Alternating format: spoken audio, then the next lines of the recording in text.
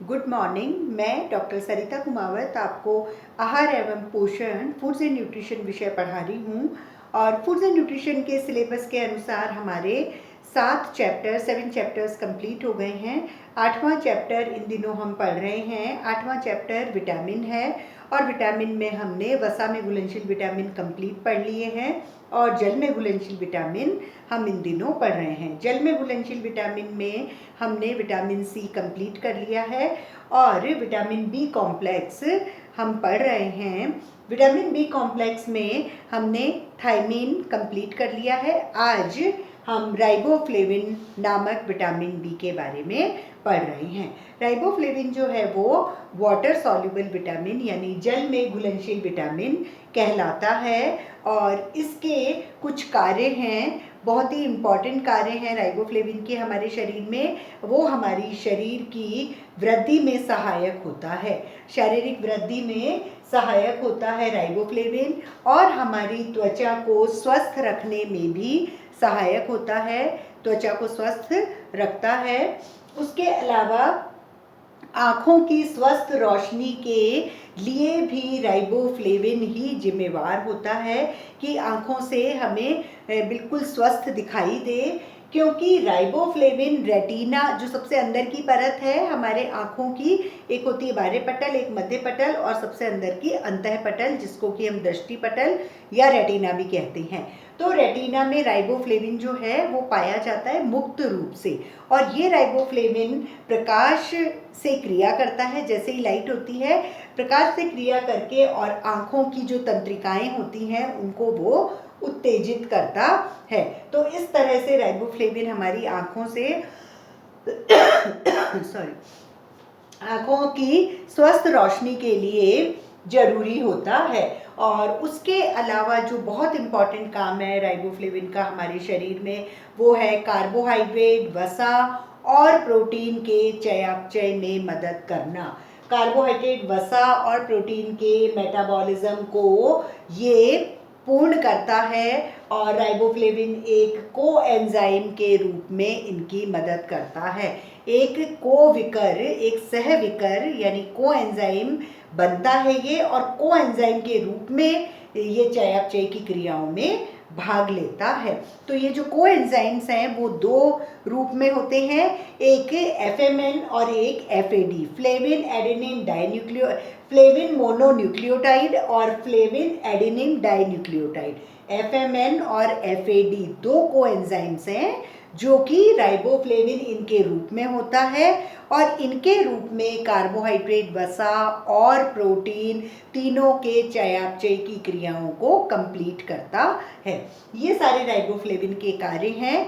Next सब topic है स्रोत राइबोफ्लेविन के, सोर्सेज ऑफ राइबोफ्लेविन। राइबोफ्लेविन यकृत में, दूध के पाउडर में, दूध और दूध से बने प्रोडक्ट में, अंडे में, इन सब में बहुत अच्छी मात्रा में राइबोफ्लेविन पाया जाता है। मतलब ये बेस्ट सोर्सेज होते हैं, जो यकृत और मिल्क पाउडर और मिल्क एंड मिल्क प्रोडक्ट और एग जो हैं ये बेस्ट सोर्सेज हैं। और जो गुड सोर्सेज हैं, थोड़ा सा कम जो राइबोफ्लेविन पाया जाता है वो हैं दालें, तिलहन, सूखे मेवे, संपूर्ण अनाज और ग्रीन लीफी वेजिटेबल्स।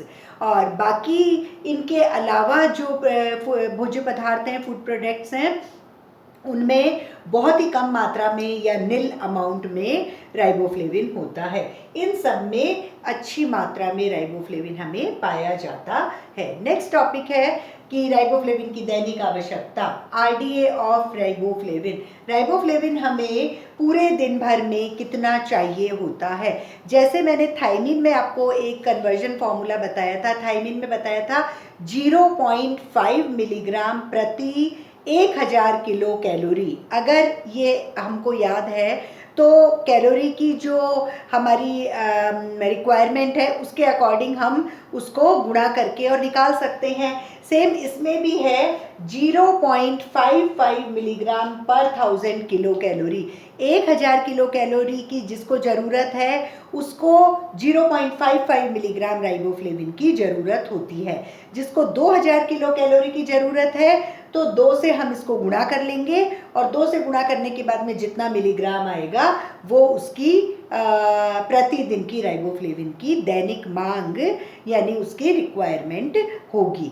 तो उसी तरह से इन सभी एज ग्रुप के लिए निकाली हुई है। जैसे हल्का कार्य करने वाले पुरुष के लिए 1.4 मिलीग्राम राइबोफ्लेविन प्रतिदिन आवश्यक होती है। मध्यम कार्य करने वाले पुरुष के लिए 1.6 मिलीग्राम राइबोफ्लेविन, भारी कार्य करने वाले पुरुष के लिए 1.9 मिलीग्राम राइबोफ्लेविन प्रतिदिन की आवश्यकता होती है। महिलाओं में जो महिलाएं हल्का कार्य करती हैं वो 1.1 मिलीग्राम उनको प्रतिदिन आवश्यक होता है। मध्यम कार्य करने वालों के लिए, मध्यम कार्य करने वाली महिला के लिए 1.3 मिलीग्राम राइबोफ्लेविन प्रतिदिन आवश्यक है और भारी कार्य करने वाली महिला के लिए 1.5 मिलीग्राम राइबोफ्लेविन प्रतिदिन आवश्यक होती है। और ये कि कोई सी भी महिला जो गर्भवती वाली स्टेज में आती है तो गर्भवती में +0.2 हो जाता है। अगर मध्यम कार्य करने वाली महिला गर्भवती है तो 1.3 में 0.2 ऐड हो जाएगा, तो 1.5 मिलीग्राम राइबोफ्लेविन उस गर्भवती महिला की आवश्यकता होती है एक दिन की। फिर है धात्री महिला जिसके 0 से 6 माह का बच्चा है, उसमें 0.3 मिलीग्राम ऐड कर देंगे प्रतिदिन राइबोफ्लेविन, और 6 से 12 माह का बच्चा अगर है धात्री महिला के तो उसमें 0.2 मिलीग्राम प्रतिदिन राइबोफ्लेविन ऐड करेंगे इनमें।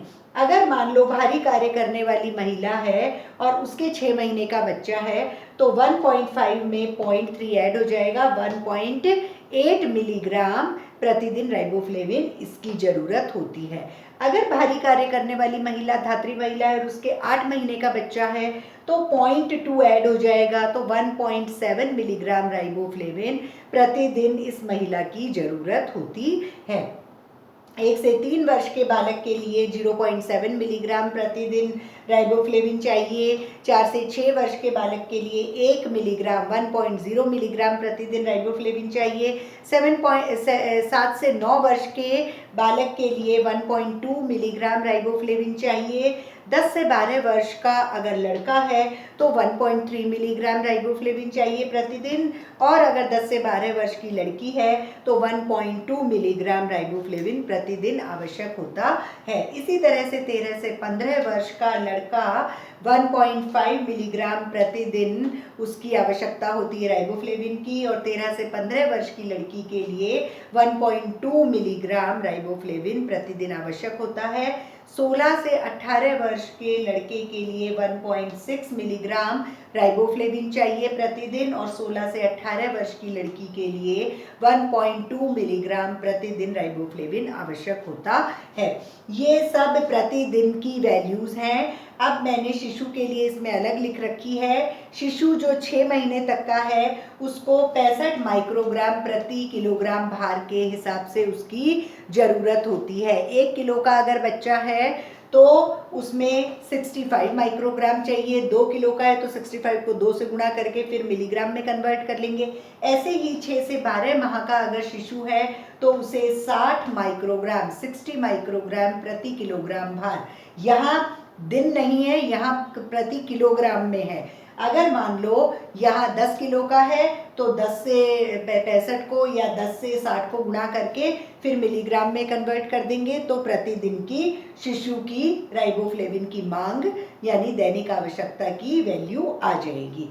तो इस तरह से ये राइबोफ्लेविन एक दिन में कितना चाहिए अलग अलग एज ग्रुप के लिए ये है, जो कि हम मिलीग्राम प्रतिदिन के हिसाब से इसकी इकाई होती है। और लास्ट इसका जो सब टॉपिक है राइबोफ्लेविन का वो है कमी के प्रभाव, डेफिशिएंसी सिम्टम्स ऑफ राइबोफ्लेविन। अगर राइबोफ्लेविन की कमी होती है हमारे शरीर में तो जैसे यहाँ कहा है कि शारीरिक वृद्धि में सहायक होता है, तो शारीरिक वृद्धि में रुकावट हो जाती है, शारीरिक वृद्धि नहीं हो पाती है, हाइट वेट सब कम हो जाते हैं। राइबोफ्लेविन की कमी से मुंह में छाले हो जाते हैं और आँखों में जलन होती है, आँखों में खुजली होती है, आँखों में पानी आने लगता है और कई बार उसमें कॉर्निया पर जाल जैसा भी बनने लगता है अगर राइबोफ्लेविन भरपूर नहीं होता है तो। और राइबोफ्लेविन की और दिनों तक कमी चलती जाती है तो होठों के किनारे फट जाते हैं और होठों के किनारे फटे हुए की जो कंडीशन होती है हम उसको चिलियोसिस कहते हैं। ऐसे ही जीभ और होठ का रंग अगर बैंगनी हो जाता है तो ऐसी वाली कंडीशन को हम ग्लॉसिटिस बीमारी कहते हैं। और यदि नाक के आसपास में खुजली होती है, त्वचा बिल्कुल लाल कलर की हो जाती है, पपड़ियाँ निकलने लगती है, तो ऐसी कंडीशन को हम नेज़ोलेबाइल सेबेरोइया कहते हैं। और पुरुषों के अंडकोश पर अगर घाव हो जाते हैं राइबोफ्लेविन की कमी से तो इसे स्क्रॉटल लेशंस कहते हैं। तो इस तरह से ये विटामिन बी कॉम्प्लेक्स के अंतर्गत राइबोफ्लेविन नामक विटामिन के बारे में था। राइबोफ्लेविन जल में घुलनशील विटामिन होता है, ये हमारी शारीरिक वृद्धि करता है, हमारी त्वचा को स्वस्थ रखता है, आंखों से स्वस्थ रोशनी दिखाता है और हमारे शरीर के अंदर कार्बोहाइड्रेट, वसा और प्रोटीन के मेटाबॉलिज्म यानी चयापचय में मदद करता है कोएंजाइम के रूप में फ्लेविन मोनोन्यूक्लियोटाइड FMN और फ्लेविन एडेनिन डाइन्यूक्लियोटाइड FAD के रूप में। और ये हमें कई भोज्य पदार्थों से मिलता है जैसे यकृत, दूध का पाउडर, दूध और दूध के बने प्रोडक्ट और अंडा। इनमें तो ये तो बेस्ट सोर्सेज होते हैं, लेकिन थोड़े ठीक ठीक जो सोर्सेज हैं, गुड सोर्सेज हैं, वो है दालें, तिलहन, संपूर्ण अनाज मतलब गेहूं, जौ, ज्वार, बाजरा, सूखे मेवे और हरी पत्तेदार सब्जियां, इनमें भी राइबोफ्लेविन अच्छी मात्रा में पाया जाता है। ये जो यकृत वगैरह है ये बेस्ट सोर्सेज हैं और ये वाले अच्छे गुड सोर्सेज होते हैं। फिर नेक्स्ट है कि राइबोफ्लेविन की दैनिक आवश्यकता RDA ऑफ राइबोफ्लेविन। वैसे तो राइबोफ्लेविन को अगर हम कैलोरी के उसमें अनुपात में देखें कि 1000 किलो कैलोरी अगर किसी को एक दिन की ज़रूरत होती है तो उसे 0.55 मिलीग्राम राइबोफ्लेविन की ज़रूरत होती है। उसके अनुपात में जैसे जैसे कैलोरी की रिक्वायरमेंट बढ़ती है तो राइबोफ्लेविन की रिक्वायरमेंट भी उसी वक्त बढ़ जाती है।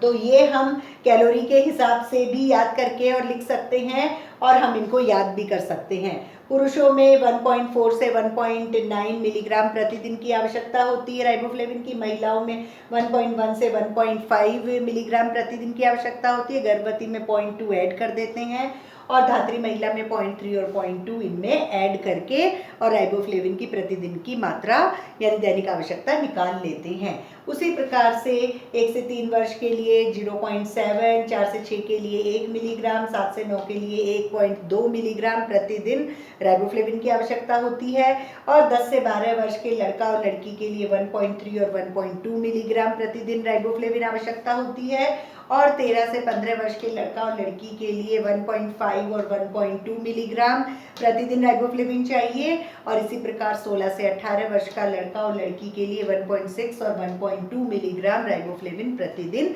आवश्यक होते हैं। इसी प्रकार ये प्रतिदिन की वैल्यूज़ हैं, लेकिन शिशु में प्रति किलोग्राम भार के हिसाब से होता है। तो जब तक 6 महीने का बच्चा होता है 0 से 6 माह का तो 65 माइक्रोग्राम प्रति किलोग्राम भार के हिसाब से राइबोफ्लेविन की ज़रूरत होती है और 6 से 12 माह के लिए 60 माइक्रोग्राम प्रति किलोग्राम भार के हिसाब से राइबोफ्लेविन की ज़रूरत होती है।